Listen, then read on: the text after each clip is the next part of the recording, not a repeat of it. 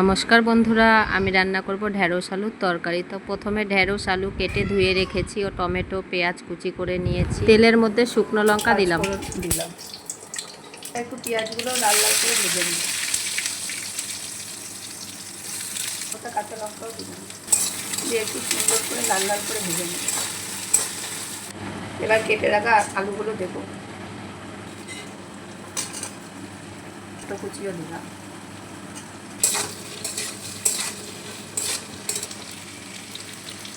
একটু হলুদ দিলাম, একটু জিরের গুঁড়ো দিলাম, নুন দিলাম, একটু চিনি দিলাম, দিয়ে সুন্দর করে আর একটু ভেজে নেবো।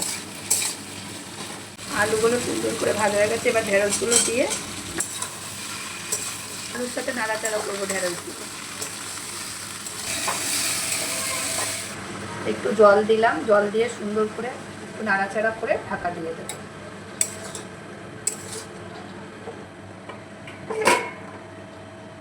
নিলাম, নিয়ে সুন্দর করে নাড়াচাড়া করে একটু ধনেপাতা দিয়ে নামিয়ে নেব।